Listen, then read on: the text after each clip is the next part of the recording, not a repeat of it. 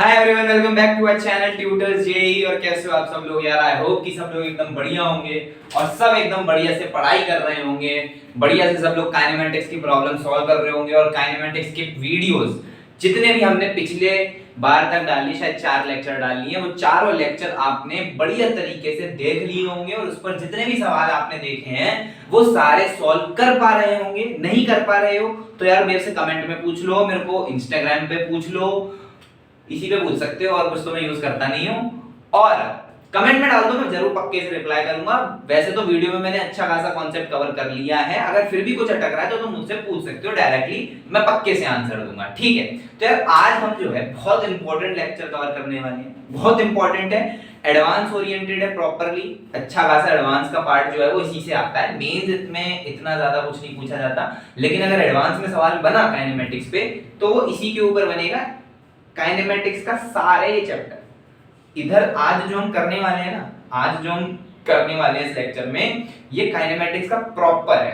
Proper kinematics है, proper पूरी तरीके से यही चीज पूछी जाएगी आज। तो डरा नहीं रहा, ना ही बहुत ज्यादा उत्साहित कर रहा हूं, बस बोल रहा हूं कि आज के लेक्चर में थोड़ा ज्यादा कॉन्शियस रहना, थोड़ा ज्यादा अपने दिमाग कान को खोल के रखना, अच्छे से लिखना और प्रॉपर तरीके से नोट्स बनाना। जितना भी मैं बोल रहा हूँ, जितना भी मैं लिख रहा हूँ, ज्यादा कुछ लिखने को मैं बोलता भी नहीं हूँ, ज्यादा कुछ लिखो भी मत। फटाफट हेडिंग डाल लो। हेडिंग तो क्या ही डालोगे, हेडिंग कुछ मत डालो, एकदम सुनो, पहले सुनो क्या बोलना चाह रहा हूं मैं। यार सबसे पहले मुझे एक बात बताओ कि हमने अभी तक क्या क्या देख लिया। हमने अभी तक एक्सेलरेशन देख लिया, वेलोसिटी देख ली, average acceleration, instantaneous acceleration, average velocity, instantaneous velocity, सब देख लिया। मैं क्या बोल रहा हूं, मेरे पास घूम फिर के क्या 4 फंक्शन मुझे दिख रहे हैं। क्या मुझे घूम फिर के 4 फंक्शन दिख रहे हैं? एक दिख रहा है x, एक दिख रहा है v, एक दिख रहा है a और एक दिख रहा है a t। x क्या हो गया मेरा? क्या मेरी x जो है पोजीशन हो गया? क्या जो v है क्या वो वेलोसिटी हो गई? क्या जो a है क्या वो एक्सेलरेशन हो गया? बचा हुआ t वो मेरा टाइम हो गया। अरे हाँ ना बोलो, अभी तक हम इसी चीजों पर तो चल रहे हैं।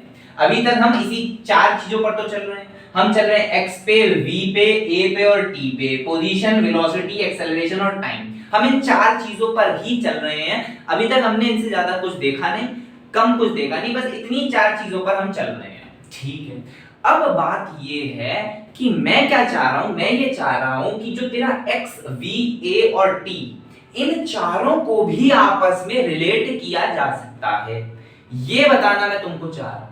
अभी तक हम क्या देखते आए? अभी तक हम ये देखते आए कि जो तेरा x है वो फंक्शन ऑफ t है।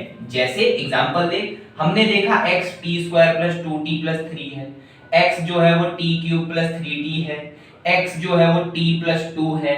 हम ये चीजें देखते आए अभी तक। अभी तक हम ये चीजें देखते हैं कि x जो है वो t के फंक्शन में रिलेट है। लेकिन मैं ये बोलना चाह रहा हूं कि जो तेरा x है, v है, a है, t है, ये चारों आपस में भी कनेक्टेड होते हैं।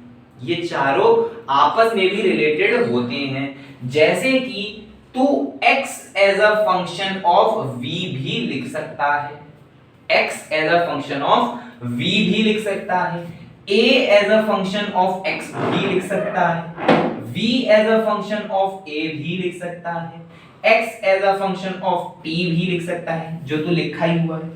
तो इन फंक्शंस के बारे में हम आगे बात करेंगे। पहले हम समझते हैं कि यार जो तेरे फंक्शंस को हम रिलेट कर रहे हैं, मैंने जैसे एक्सेलरेशन को x से रिलेट कर दिया, v को a से रिलेट कर दिया, x को v से रिलेट कर दिया, ये सारे फंक्शंस जो हैं एक दूसरे से रिलेटेबल हैं और इस फंक्शन से मैं बाकी के 2-3 फंक्शंस पर जा सकता हूं। मोस्ट इंपॉर्टेंट बात ये है कि अगर x is a function of v है और मुझसे पूछ लिया जाए कि मुझे a as a function of v बता दो, a as a function of v बता दो, या मुझसे पूछ लिया जाए a as a function of x बता दो, या मुझसे पूछ लिया जाए a as a function of t बता दो, तो ये सारी चीजें मैं बता सकता हूं, इसमें कोई परेशानी नहीं है, कोई दिक्कत नहीं है। ये बात क्लियर हो तुझको सबसे पहले कि भैया अगर मुझे a as a function of x भी दे दिया तो मैं x as a function of v भी निकाल सकता हूं, या a as a function of t भी निकाल सकता हूं, मैं सारी चीजें निकाल सकता हूं।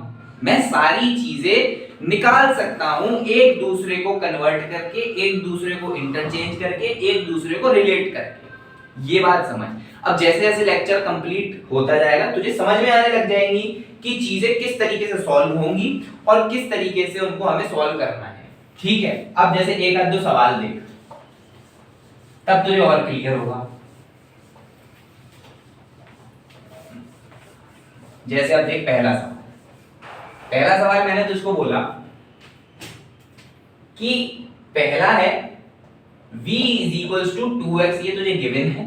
दूसरी चीज तुझे फाइंड क्या करना है, तुझे फाइंड करना है acceleration as a function of t, t equal to 0 पर x इक्वल टू 2 है।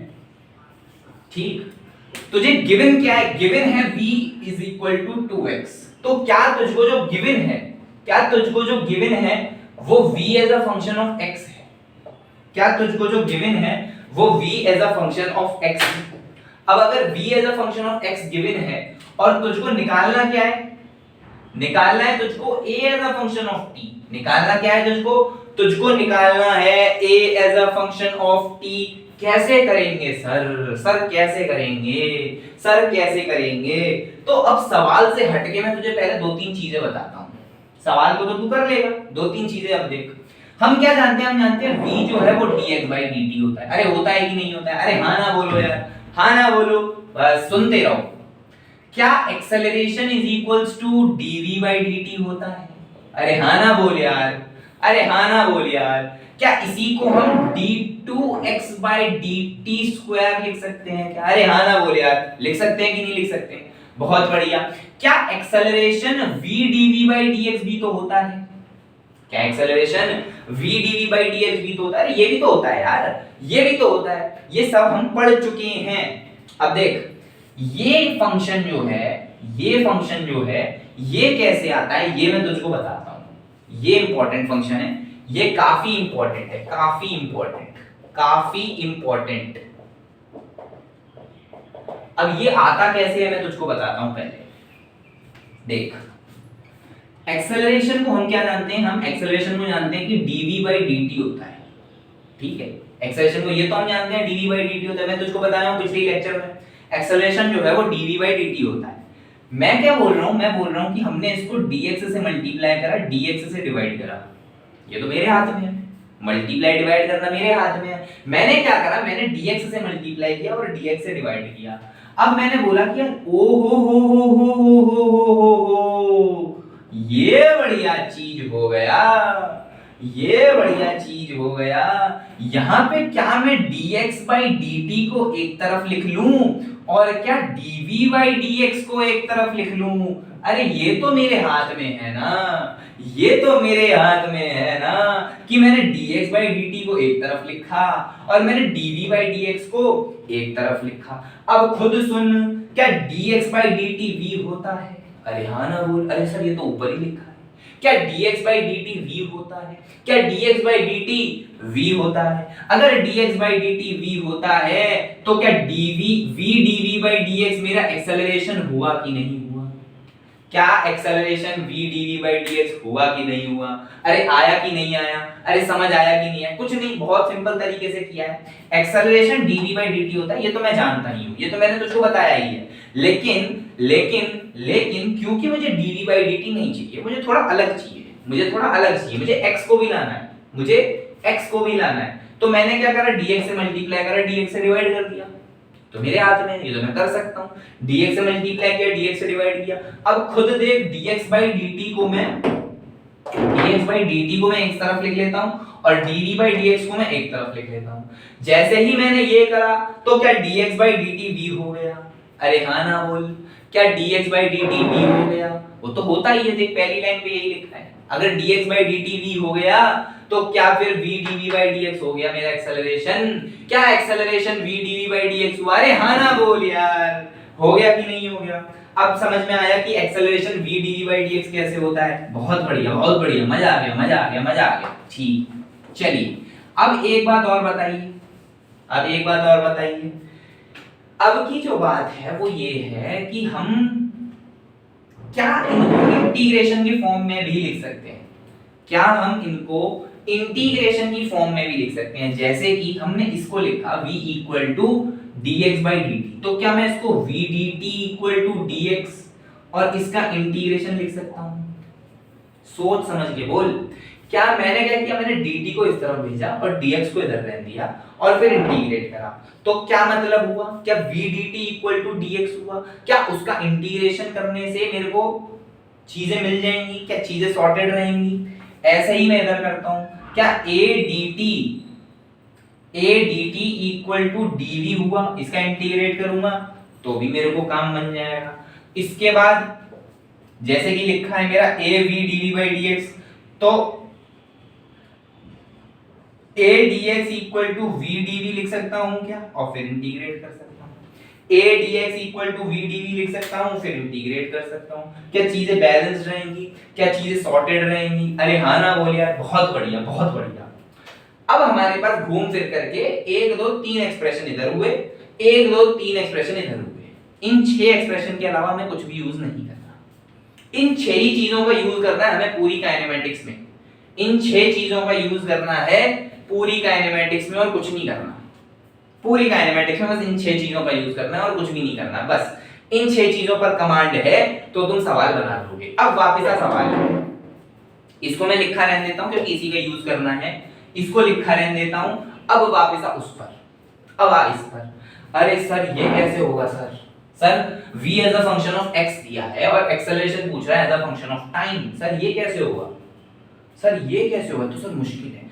अच्छा अब खुद देख, खुद देख, अगर तेरे को मैंने अगर मैंने तेरे को x as a function of time निकाल दिया, तो क्या यहां से a as a function of time आ सकता है कि नहीं आ सकता? खुद सोच। अगर x as a function of time आ गया तो क्या a as a function of time नहीं आ सकता? जैसे कि मान ले x equal to T cube plus 2t, तो क्या यहां से एक्सेलरेशन नहीं आ सकता? अरे आ सकता है ना, दो बार डिफरेंशिएट कर दो, जैसे कि यहाँ पे लिखा है। क्या 2 बार डिफरेंशिएट करने से एक्सेलरेशन आ जाएगा? क्या 2 बार डिफरेंशिएट करने से एक्सेलरेशन आ जाएगा? बहुत बढ़िया, बहुत सुंदर, मजा आ गया, वाह वाह। ठीक है, अब ये तरीका तो हो गया, लेकिन सर यहाँ पे टाइम के फंक्शन में तो दिया ही नहीं है। यहाँ तो मुझको कुछ और ही दिया है। यहाँ तो मुझको velocity as a equal to 2x दिया है, velocity as a function of x दिया है। तो क्या velocity equal to dx by dt होता है? हाँ सर होता तो है। तो क्या मैं वेलोसिटी की जगह पे 2x लिख दूं और क्या dx by dt को ऐसा ही रहने दूं? अरे हाँ ना बोल यार। हाँ सर सही तो कर रहे हो, सर सही तो कर रहे हो। तो क्या 2x dt equal to dx लिख के इंटीग्रेट कर सकता हूं? अब सोच मैंने क्या किया है। क्या मैंने 2x और बल्कि x को इधर भेज दो, x को इधर भेज दो, x को इधर भेज दो, ठीक। मैंने x को x वेरिएबल के साथ भेजा और dt को दूसरी तरफ भेजा।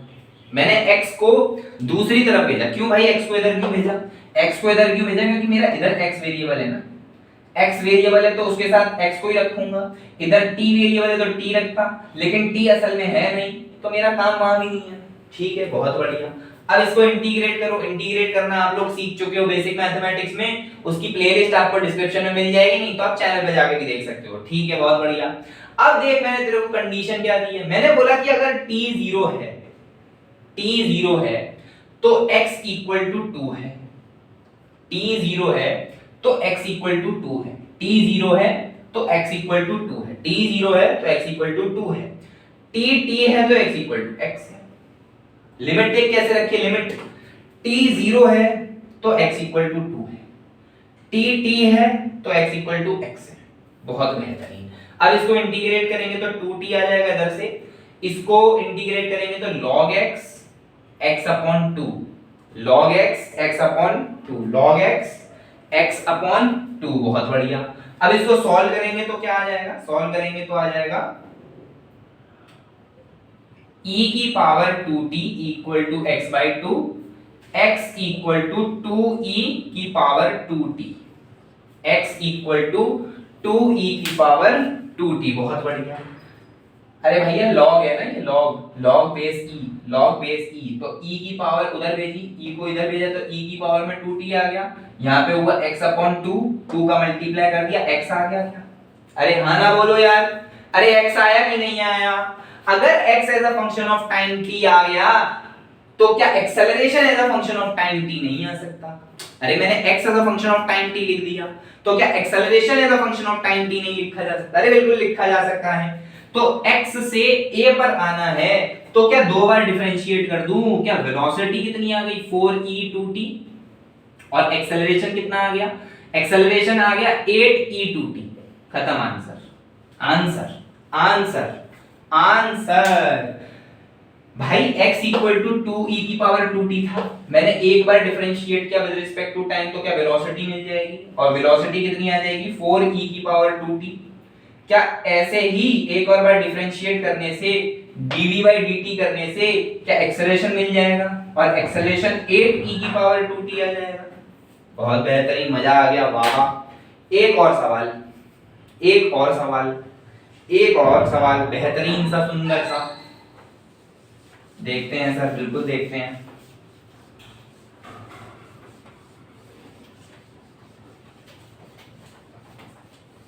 चलिए एक और सवाल, सवाल दिया हुआ है, आसान है ये वाला सवाल, x equal to t square plus 2t plus 1, और हमको बोला है find velocity as a function of x।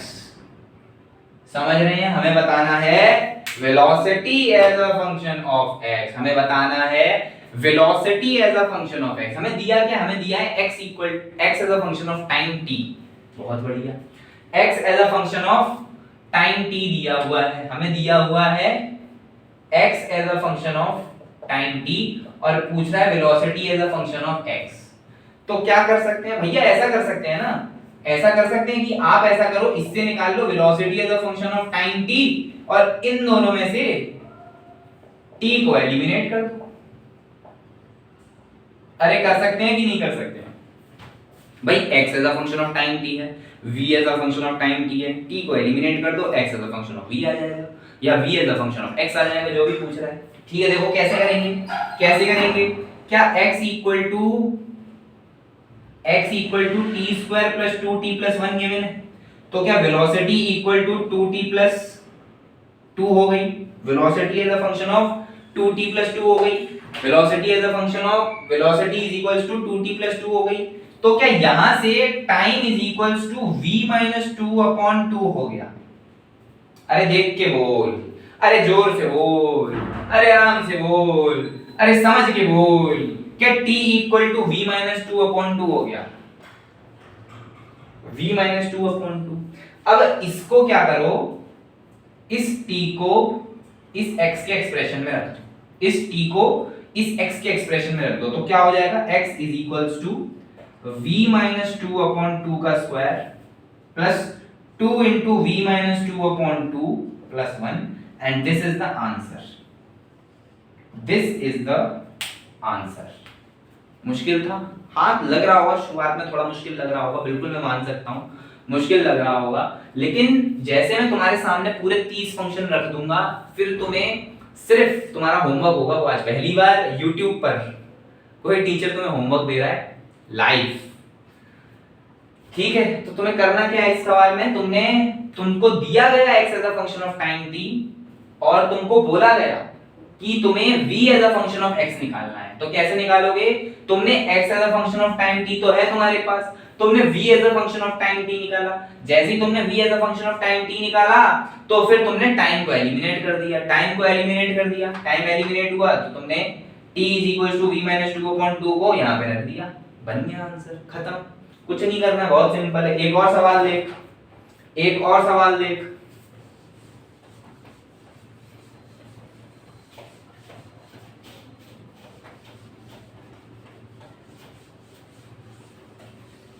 अब देख, अब वाला शायद तू कर ले।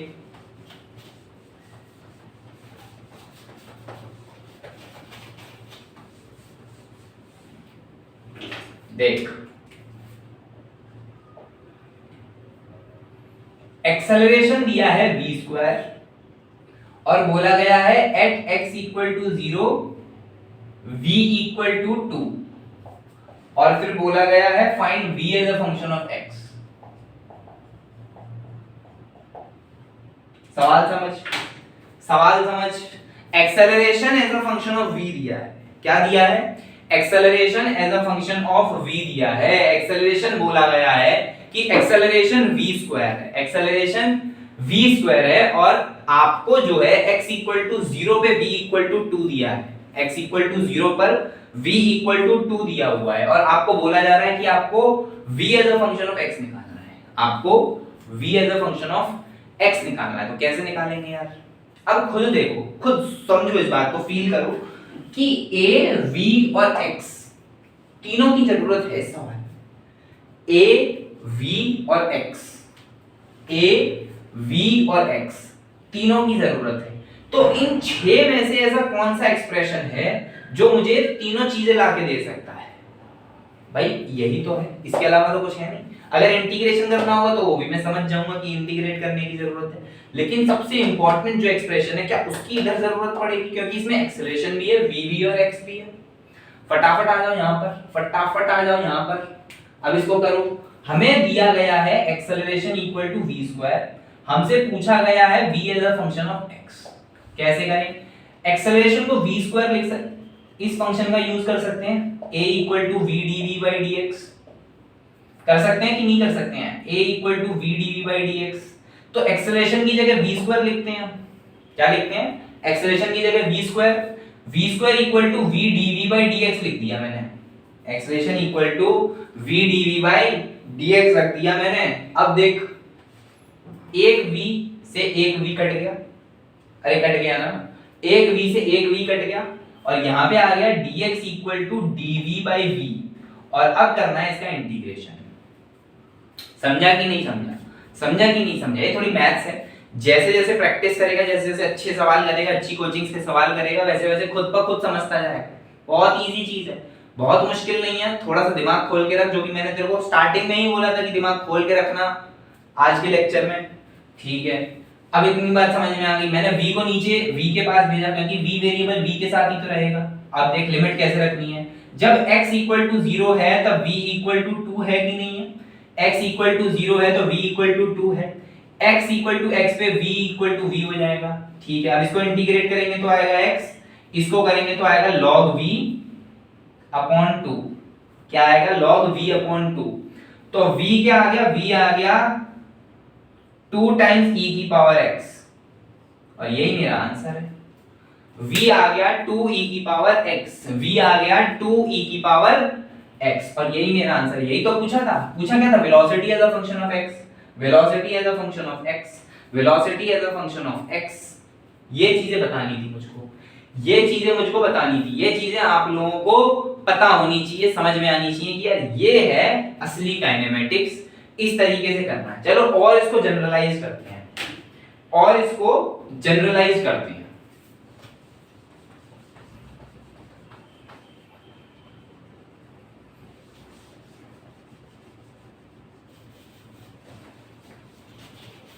अब देखना, अब आएगा असली मजा लेक्चर का। अब जो सही से समझ लिया भाई उसका काम हो गया। अब जो सही से समझ लिया उसका काम हो गया भाई साहब। चलिए ठीक है।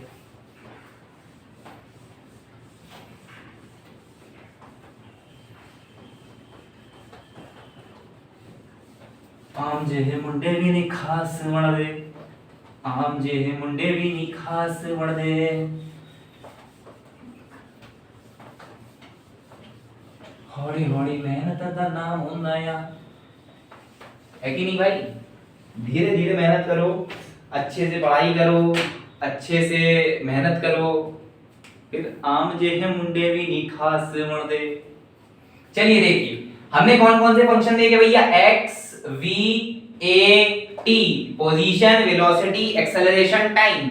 अब हम क्या करेंगे? हम इन चारों को रिलेट करेंगे और टोटल जो है हमारे पास 30 फंक्शन बन के आएंगे। खुद देख, क्या ये 4 फंक्शन है? 4 फंक्शन एक फंक्शन बनाने के लिए हमें दो वेरिएबल चाहिए, जैसे कि x as a function of time t, v as a function of time t, a as a function of time t। तो हमें क्या चाहिए, दो वेरिएबल चाहिए, या तो x या तो t, v या तो a, v या तो t, a या तो x, v या तो a। ऐसे चाहिए कि नहीं चाहिए? ट्यूनिंग बना दी मैंने तो हमें क्या चाहिए भैया, चार वेरिएबल में से दो वेरिएबल दे दो, तो क्या मेरा आंसर आ जाएगा। पीएनसी पढ़ लिए होगे, पीएनसी पढ़ लिए होगे। 4C2 करना है, चार में से दो को उठाना है, चार में से दो को उठाया तो 6 आंसर आता है। इसका मतलब सबसे पहले तो 6 वेरिएबल बना सकते हैं हम, और वो 6 फंक्शन जो होते हैं वो 6 फंक्शन होते हैं x as a function of time t, v as a function of time t, a as a function of time t। इसके बाद होता है हमारा x as a function of v, v as a function of a और x as a function of a। ये 6 function जो हैं हमारे एकदम बेसिक हैं, ये 6 फंक्शन एकदम बेसिक हैं। इन्हीं 6 फंक्शन से निकल के हम 30 फंक्शन पूरे बनाएंगे, 30 फंक्शन पूरे बनाएंगे। x as a function of time t, v as a function of time t, a as a function of time t, x as a function of v, v as a function of a और x as a function of a। बहुत बढ़िया, बहुत बढ़िया। अब क्या इन्हीं function से हम ग्राफ भी बना सकते हैं? जो आपकी ग्राफ थ्योरी आएगी वो इन्हीं फंक्शन से रिलेटेड आएगी। भैया vt का ग्राफ दे दिया, at का ग्राफ दे दिया, xt का ग्राफ दे दिया, xv का ग्राफ दे दिया, ये सारी चीजें इन फंक्शन से हम ग्राफ भी बना सकते हैं। ये सारी चीजों की नॉलेज है तो हम ग्राफ भी बना सकते हैं और इसका रिवर्स भी कर सकते हैं। अगर हमें इनकी नॉलेज है तो हम ग्राफ से डेटा इंटरप्रेट भी कर सकते हैं। बस सिंपल सी बात है। अब फटाफट देखो, फटाफट ये देखो कि पहला फंक्शन, क्या x as a function of time t से हम v as a function of time t में जा सकते हैं? इस बात को समझ। इसके बाद 5-6 समझ ले, खुद बाकी के 30 तो अपने आप लिख देगा, अपने आप लिख देगा। मैंने क्या बोला, मैंने ये बोला कि x as a function of time t दिया हुआ है, समझ रहा है इस बात को? x as a function of time t दिया हुआ है, समझा? जैसे कि x equal to t square, x equal to 2t, x equal to 3t square plus 2t, ये सब दिया है, इस तरीके के फंक्शन दिए। क्या वहां से हम v equal to v as a function of time t में आ सकते हैं? मतलब अगर तेरे पास x equal to t square plus 2t दिया हुआ है तो क्या वहां से v as a function of time t में आ सकता है? हाँ आ सकता है। क्या करना पड़ेगा? Normal differentiate. एक बार डिफरेंशिएट किया, v equal v as a function of time t में आ गए, सिंपल। अब आगे का बात सुन, क्या इसका उल्टा कर सकते हैं? क्या v as a function of time t से x as a function of time t में जा सकते हैं? अरे कर सकते हैं ना, बिल्कुल कर सकते हैं। अगर v equal to 2t plus 2 दिया है तो क्या x as a function of t में जा सकते हैं इंटीग्रेट करके? अरे इंटीग्रेट किया तो इसमें आ जाएंगे ना। तीसरा सुन, तीसरा तीसरा क्या बोल रहा हूं, इन्हीं सब को रिलेट करके ये सारे लिखूंगा। अभी x as a function of t को उठाया और v as a function of t को उठाया। अब x as a function of t को उठा रहा हूं, a as a function of t को उठा रहा हूं। तो x as a function of t से क्या a as a function of t में जा सकते हैं? बिल्कुल जा सकते हैं। दो बार डिफरेंशिएट कर दो। क्या a as a function of time t से x as a function of time t में जा सकते हैं? अरे बिल्कुल जा सकते हैं। इसका दो बार इंटीग्रेट कर दो। तो अगर राइट टू लेफ्ट जा पाए तो लेफ्ट टू राइट भी तो जा ही सकते हैं ना। ठीक है, पांचवा क्या है, इन दोनों का करो। तो हम क्या कर सकते हैं, x as a function of time t से x as a function of v में भी जा सकते हैं। फिर इसका उल्टा भी कर सकते हैं, x as a function of v से x as a function of time t में भी जा सकते हैं। फिर नीचे वाला लिख, x as a function of time t से हम v as a function of a में भी जा सकते हैं। और आठवां, v as a function of a से हम x as a function of time t में भी जा सकते हैं। बहुत बढ़िया। अब आओ नौवे पे। नौवा क्या लिख सकते हैं हम, x as a function of time t से x as a function of a में। फिर इसका उल्टा भी कर सकते हैं।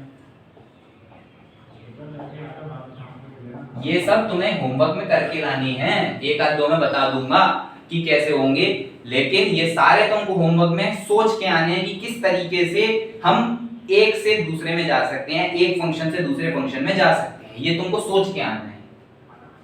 अब इसको पकड़ो। तो v as a function of time t से हम a as a function of time t में भी जा सकते हैं, और सेम इसका उल्टा भी हो सकता है। अरे हो सकता है कि नहीं हो सकता है? फिर इसको इसके साथ पकड़ो,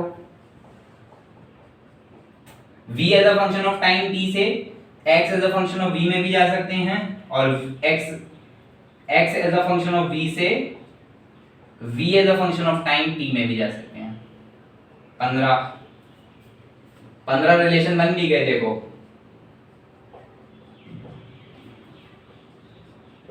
फिर इसका उल्टा x as a function of a से v as a function of time t 17। अब इसको पकड़ो a as a function of time t को, तो जैसे हमने a as a function of time t को पकड़ा तो यहां से हम जा सकते हैं x as a function of v में। फिर इसका उल्टा भी बन सकता है कि भैया x as a function of v से हम जा सकते हैं a as a function of time t में। 18 हो गए भाई साहब। आओ 19 पे। 19 क्या होगा? a as a function of time t से हम जा सकते हैं v as a function of a में। 20वां इसका उल्टा v as a function of a से हम जा सकते हैं a as a function of time t में। 21 a as a function of time t से हम जा सकते हैं x as a function of a में, और 22वां इसका उल्टा जो कि है x as a function of a से हम जा सकते हैं a as a function of time t में। ठीक है, अब बताओ कितने बच रहे हैं और कौन कौन से बच रहे हैं? ये 22 समझ में आए? इसके बाद अभी भी है। ठीक है, हमने किस किस को देख लिया? हमने x as a function of time t को देख लिया इसके साथ, फिर इसको देख लिया इसके साथ, इसको देख लिया इसके साथ, इसको देख लिया इसके साथ, इसको देख लिया इसके साथ, और इन सब के उल्टे भी लिख दिए। ठीक है, तो 10 बन गए। बहुत बढ़िया। अब इसको इसके साथ तो हम देख ही चुके, ये रहा, तो ये 2 बार कैलकुलेट हो जाएगा। ठीक है, पीएनसी लगाओ थोड़ा मैथ्स। फिर हम आए इसको इसके साथ देखने, तो हमने इसको इसके साथ देखा, फिर इसका उल्टा भी देखा। ठीक है, फिर इसको इसके साथ देखा, फिर इसका उल्टा भी देखा, फिर इसको इसके साथ भी देखा। ये रह गया क्या? हाँ, ये रह गया v as a function of time t with v as a function of a। तुम लोग यार बताते भी नहीं हो यार।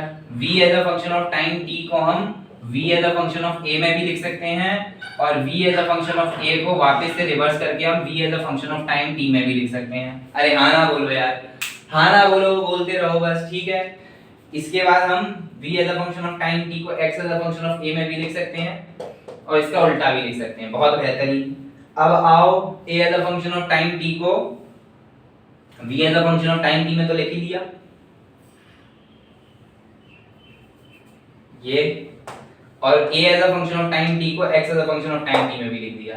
फिर अब इसके साथ a as a function of time t को x as a function of v के साथ भी लिख दिया, a as a function of time t को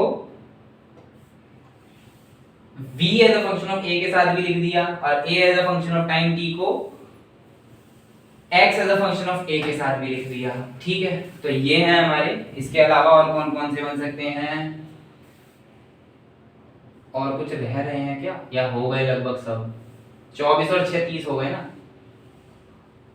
ठीक है, तो ये है। अब देखो तुम्हें करना क्या है, तुम्हें इन सारे फंक्शंस को कैसे चेंज किया जा सकता है वो देखना है। ठीक है, हो सकता है एक दो कम ज्यादा हो, वो देख लेना। ये सारे जो हैं, इन सारों को कैसे हम एक दूसरे में इंटरचेंज करें वो तुम्हें आना चाहिए। जैसे खुद देखो, ये वाला तुम्हारे पास v as a function of time t है, इसको तुम्हें x as a function of time t में लिखना है। क्या कर सकते हैं? क्या इंटीग्रेट कर सकते हैं? क्या इंटीग्रेट कर सकते हैं? इंटीग्रेट करने से आंसर आ जाएगा। अब जैसे ये देख ले, क्या ये है v as a function of time t दिया है, x as a function of v में जाना है। क्या दिया है? v as a function of time t दिया है। क्या यहां से तुम्हें x as a function of v में जाना है? तो क्या जा सकते हैं कि नहीं जा सकते? जैसे कि मान ले v तुझको दिया है v equal to 2t plus 3, v equal to 2t plus 3, तेरे को x as a function of v में जाना है, तो इसको इंटीग्रेट करके क्या x is a function of t में जा सकता है? क्या इसको इंटीग्रेट करके x as a function of t में जा सकता है? अगर x as a function of t में चला गया तो t को एलिमिनेट कर, x as a function of v आ गया, खत्म। ये हो गया। और कौन सा उठा? कोई सा भी उठा ले, मान ले 19वां उठा ले। 19वां मेरी बर्थ डेट है, 19वां उठा मेरा बर्थ डेट है, 19वां उठाएगा तो देख क्या आता है, a as a function of time t दिया है, a as a function of time t दिया है, तुझे यहां से v as a function of a में जाना है। बता कैसे जाएगा, बता कैसे जाएगा। सिंपल सिंपल, मान ले ये क्या दिया है, ये दिया है तुझको 2t + 8, तो क्या इसको इंटीग्रेट करके v as a function of t में जा सकता है क्या, v as a function of t में जा सकता है क्या, अरे इसको इंटीग्रेट करके v as a function of t में जा सकता है क्या। अब यहां से क्या t को एलिमिनेट किया जा सकता है, t को एलिमिनेट कर दूंगा तो a as a function of v आ जाएगा, या फिर इसका उल्टा भी लिख सकता है तो v as a function of a। अरे हाँ ना बोल, अरे हाँ ना बोल। थोड़ी कॉम्प्लेक्स चीज है, देख मैं मान रहा हूं थोड़ी कॉम्प्लेक्स चीज है, ऐसे ही तुझे सारे फंक्शंस को चेंज करना आना चाहिए, और यही असल में तुम्हारी काइनेमेटिक्स है। असल में इसी चीजों पर सवाल बनेगा, असल में इन्हीं चीजों पर सवाल बनेगा जो तुम्हारे एडवांस में होगा, शायद मेंस में भी आ जाए। इस चीज पर असल में सवाल बनेगा, तो इसीलिए इस लेक्चर को मैं बहुत ज्यादा इंपॉर्टेंट मानता हूं और इंपॉर्टेंस देता भी हूं कि ये चीजें तुम्हारी समझ में अच्छे से आनी चाहिए। तो यार आज के लिए इतना ही, अच्छे अच्छे सवाल करो, काफी तुम टॉपिक पढ़ सकते हो इसको, या कैलकुलस प्रॉब्लम्स के नाम से काफी बुक में टॉपिक होता है, उसमें जितने भी तुम्हें क्वेश्चंस दिख जाए सारे क्वेश्चंस करो, सारे मॉड्यूल्स कर लो इस चीज से रिलेटेड, डीपीपीस कर लो अपनी कोचिंग की, बहुत बढ़िया तरीके से इस चीज पे अच्छे से प्रैक्टिस कर लो, क्योंकि ये बहुत इंपॉर्टेंट है। ठीक है, आज के लिए धन्यवाद, मिलते हैं अगली वीडियो में, अगले लेक्चर में। चैनल को क्या करना है, चैनल को सब्सक्राइब कर देना है, वीडियो को लाइक कर देना है, शेयर कर देना है, फैला देना है अपने दोस्तों में, और बहुत तरीके से पढ़ाई करनी है, अच्छा सा रिजल्ट भी निकालना है। थैंक यू, चलिए मिलते हैं अगली वीडियो में।